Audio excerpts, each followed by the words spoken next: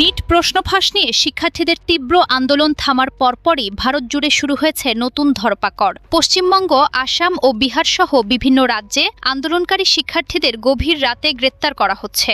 সিজেপির দাবি, সরকার তাদের বিরুদ্ধে কোনো আইনি ব্যবস্থা না নেওয়ার যে প্রতিশ্রুতি দিয়েছিল তা সম্পূর্ণ ভঙ্গ করেছে এবং শিক্ষার্থীদের সাথে বড় প্রতারণা করেছে।